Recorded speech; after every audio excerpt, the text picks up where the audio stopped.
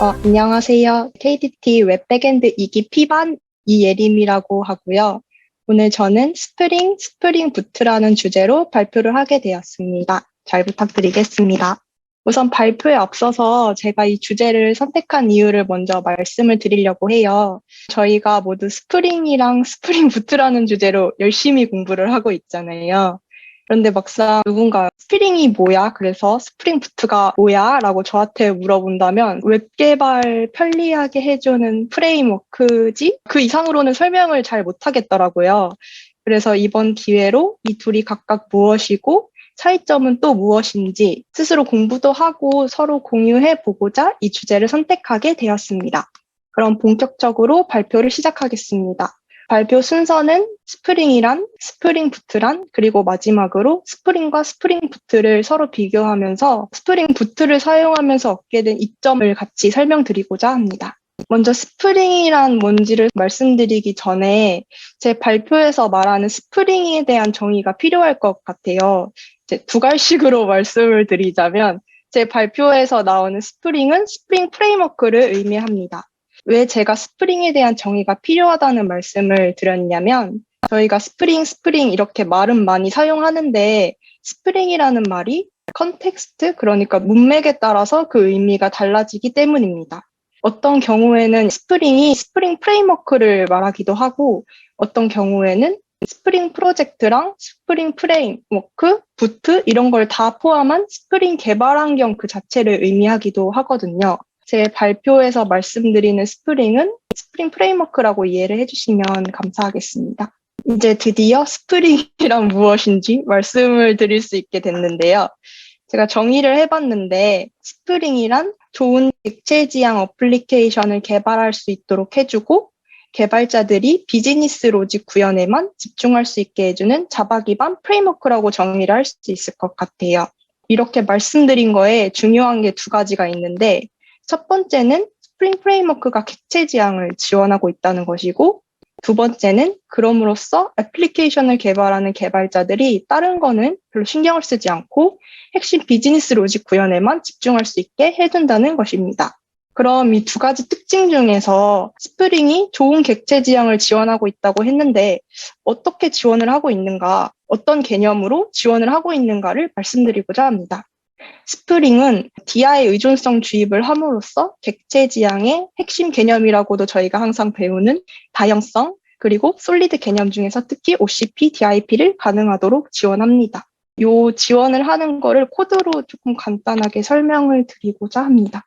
저희가 지난 미션에서 했던 바우처 프로그램 가지고 예시를 좀 들어보겠습니다. 우선 바우처 레포지토리는 저희가 확장을 염두에 두고 인터페이스로 구현을 했었고요. 그리고 맨 처음에 저희 레포지토리 구현했을 때 메모리 바우처 레포지토리 먼저 구현을 했던 거 혹시 기억하시나요?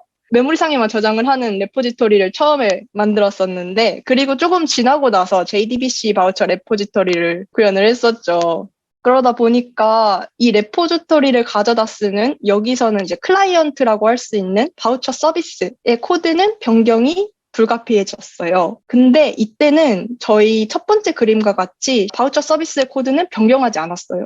왜 변경하지 않았냐면 저희는 스프링을 사용하고 있었고 두 번째 그림처럼 스프링 DI 컨테이너로부터 빈을 주입받고 있었거든요. 그래서 이렇게 스프링은 DI 의존성 주입을 통해서 객체 지향의 핵심 개념을 지원하고 있다고 볼 수 있습니다. 그러면 다음으로 넘어가서 스프링 부트란 뭘까요? 간단하게 말씀을 드리자면 스프링 부트는 스프링을 편리하게 사용할 수 있도록 지원하는 기술입니다. 즉, 스프링을 사용했을 때보다 스프링 부트를 같이 사용하면 스프링 프레임워크만 사용했을 때보다 더 어플리케이션을 편리하게 만들 수 있어요. 여기서 한 가지 제가 말씀을 드리고 싶은 거는 스프링 부트를 사용했다라는 게 스프링 프레임워크를 안 쓰고 스프링 부트만을 사용했다는 의미는 아니고요. 스프링 부트는 어디까지나 스프링 프레임워크를 사용하고 거기에 추가로 사용을 하는 것이지 단독으로 사용하는 기술이 아니라는 것을 아신다면 도움이 될 것 같아요. 그러면 스프링 프레임워크랑 스프링 부트는 무엇이 다를까요? 스프링 부트는 스프링 프레임워크와 비교하여 뭐가 더 편리할까요? 여러 가지 중 저는 오늘 이 세 가지를 말씀드리고자 합니다. 역으로 생각하면 이 차이점 자체가 스프링 부트가 나오게 된 배경이라고도 이해할 수 있을 것 같아요. 그럼 한 가지씩 설명을 드리도록 하겠습니다. 첫 번째는 디펜던시 관리입니다. 우선 보시는 것처럼 스프링 부트를 사용하면서 디펜던시 관리가 짧고 간단해졌습니다. 보통 디펜던시는 서로를 의존하고 있는 경우가 굉장히 많죠. 그래서 제가 A 모듈을 쓰려고 하면 이 A 모듈이 사용하고 있는 다른 BCD 모듈도 함께 의존성 설정을 해줘야 됩니다. 스프링 부트는 이런 의존성 있는 모듈들의 조합을 제공해 줍니다. 저희가 이제 많이 사용했던 우측 이미지 보시면 어쩌고저쩌고 스타터 이런 개념으로요. 만약에 저희가 스트링 부트를 사용하지 않았다면 왼쪽에 보시는 것처럼 일일이 디펜던시 설정을 다 해줬어야 했을 거예요. 이렇게 설정을 하다 보면 빼먹는 게 당연히 발생할 수도 있고 디펜던시별로 버전이 다르기 때문에 서로 충돌을 하기도 합니다. 결론적으로는 아까 발표 처음에 말씀드렸던 스프링의 장점과 목표인 개발자들이 비즈니스 로직에만 집중해야 한다라는 것을 깨트리게 되는 겁니다. 스프링 부트는 이 문제를 해소시켜 줍니다. 다음으로는 컨피그레이션입니다. 스프링 부트는 컨피그레이션 설정을 간편하게 해줍니다. 제가 데이터 소스 관련해서 예시를 가지고 왔는데요. 저희가 DB 연결을 하기 위해서는 이 데이터 소스가 필요하잖아요. 근데 스프링 프레임워크를 사용하면 저희 했던 것처럼 데이터 소스 빈 등록을 위한 컨피그레이션 클래스가 따로 필요합니다. 이거를 뭐 XML 형태로도 할 수 있고, 이제 현재는 자바 파일로도 설정을 할 수가 있지만, 어쨌든 이런 설정을 해줘야 되는 것이 너무 많아집니다. 지금은 예시를 데이터 소스만 보여드렸지만, JDBC 템플릿도 빈으로 등록해줘야 되고, 뷰 리졸버, 프리픽스, 서픽스 설정 이런 것들이 빈으로 등록해줘야 되는 설정들이 너무 많아진다는 점이 있어요. 스프링 부트는 어플리케이션 얌을 어플리케이션 프로퍼티즈를 통해서 간편하게 해줍니다. 마지막으로 내장 서버입니다. 스프링 부트는 내장 와스를 가지고 있어서 별도 톰캣과 같은 와스 설치 없이도 웹 프로젝트를 실행시킬 수 있습니다. 부트가 아닌 스프링 프레임워크에서 웹 프로젝트를 시작하려면 단계가 필요한데요. 왼쪽에 나와 있는 것처럼 1, 2, 3번이 있어요. 개발한 프로젝트를 와르 파일로 만들고 별도 톰캣과 같은 와스를 설치한 다음에 설치한 와스에 만든 와르 파일을 올려줘야 하는 작업들이 필요해요. 단계는 이런데 제가 실제로 실행하는 방법으로 알고 있는 거는 저희 강의에서 톰캣 잠깐 설치했었잖아요. 이렇게 톰캣이나 와스 서버를 설치한 다음에 IDE에서 설치한 서버를 애드해서 연동을 시켜주는 작업을 따로 해요. 그리고 프로젝트를 실행할 때마다 내가 사용할 서버가 뭔지를 선택을 해주고 그 서버를 띄운 다음에 그 다음에 이제 프로젝트를 실행하는 이 단계가 있어야 합니다. 근데 반면에 스프링 부트는 이거 버튼 하나만 누르면 되잖아요. 스프링 부트는 프로젝트를 그냥 실행시키기만 하면 됩니다. 그래서 결론적으로 마무리를 하자면 스프링 부트는 디펜던시, 컨피그레이션, 내장 와스 이런 특징을 가짐으로써 스프링 사용을 더욱 편리하게 하도록 돕는다라고 말씀을 드리고 발표를 마무리하도록 하겠습니다.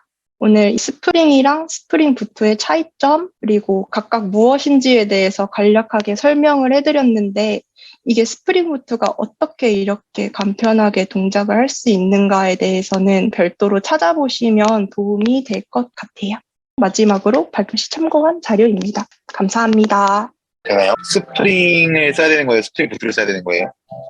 스프링 프레임워크와 스프링 부트를 같이 쓰면 편리할 것 같습니다. 제가 말하는 거는 스프링 부트를 써야 되냐 안 써야 되냐예요. 스프링으로만으로도 가능하잖아요. 그러니까 스프링 부트를 그래서 써야 되는 거냐, 무조건 써야 되는 거냐. 무조건 써야 되는 거는 아니고 선택적으로 사용하면 될 것 같아요. 말씀드렸다시피 스프링 부트가 스프링 어플리케이션 예를 들면 더 편리하게 개발자가 만들어줄 수 있게 도와주는 역할을 하기 때문에 필수는 아니라고 생각합니다. 스프링 부트가 필수가 아니다라고 생각하신다는 거예요? 네. 그러면은 어떨 때 안 써야 되나요? 어떨 때 안 써야 할까요? 그러게요. 그거는 제가 생각을 해보지는 못했네요. 저는 솔직하게 말씀드리면은 무조건 써야 된다고 생각하는 사람입니다. 이 설정을 편하게 해주는 거. 네. 그쵸. 그러니까 새로운 프로젝트에서는 무조건 써야 된다고 생각해요. 광우님 어떻게 생각하세요?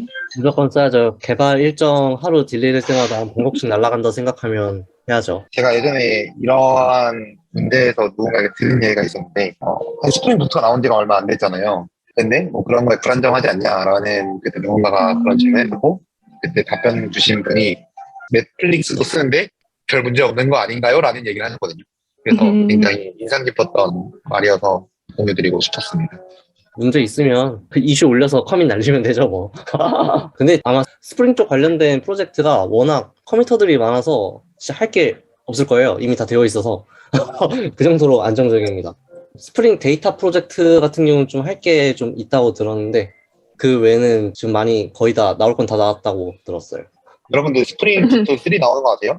스프링 6랑 스프링 부트 3 다 나와요. 이제 좀 있으면 M1 버전까지 나왔어요. 그래서 이제 에서도 내년 생기는 스프링 6를 고민해야 될 때가 아닌가라는 생각을 해봅니다. 그래서 결론은 스프링 6랑 스프링 부트 3도 지금 나오려고 다 준비하고 있어서 그쪽도 가끔씩 리리즈 노트나 아니면은 좀 도움되실 것 같아요. 베이터 버전이 바뀐다는 게 굉장히 많은 변화가 있을 거거든요. 이거 이야기 드리려고 했었어요. 그리고 스프링 부트를 비교하면서 했었는데 스프링 부트 하면 또 특징 중 하나가 액추에이터라고 있거든요. 그거 공부하면 되게 좋을 것 같아요. 액추에이터를 무조건 써서 저는 액추에이터랑 연동해서 스프링 부트 어드민이라는 것도 있어요. 그렇게 하면 그 어드민이라는 페이지 들어가면 막 그 빈으로 등록된 것들을 다 볼 수 있고 로깅 레벨도 설정할 수 있고 아무튼 좋습니다. 뭐 이렇게 명령도 날릴 수 있고 잘 요긴하게 쓰고 있어요. 참고로 이거 면접 질문에 더 많이 받았던 것 같아요. 광호님도 그렇지 않나요? 이 스프링과 스프링 부트 차이. 뭔가 신입 때 물어봤던 것 같긴 한데 그냥 많이 쓰는 거 쓰는 거라. 근데 이렇게 말하면 안 좋아하더라고요. 아무튼 그렇습니다. 그런데 부트로 하는 사람들이 스프링을 공부는 해야 되죠. 무조건 해야죠. 굳이라는 생각은 가지고 있어요. 추상화된 걸 굳이 깨가지고 안으로 들어가서 이걸 한 번 더 봐야 되나? 라는 생각은 가지고 있어요. 아니, 그 B는 어차피 스프링부터 써도 다 아는 개념이잖아요. 제가 말하는 거는 디펜던시 설정이랑 그 다음에 이제 XML 파일을 빈 주입하는 거. 물론 장단점이 있긴 한데 저는 굳이라는 생각은 가지고 있습니다. 근데 신입한테 이거 해봤어요? 라고 물어보진 않아요. 근데 그건 한번 해보면 좋아요. 학습 목적에서 일단 첫 번째로 스프링 부트가 인베디드 웹서버잖아요. 그렇기 때문에 우리가 웹서버를 띄울 때 그냥 시작 버튼 하나 누르면 알아서 띄워주잖아요. 얘가. 근데 스프링 했으면 진짜 다 세팅해야 되거든요, 통째. 그래서 이 스프링이 어떻게 인베디드 웹서버를 했는지 이런 것들에 대해서 직접 해보면은 편리함을 아는 거죠.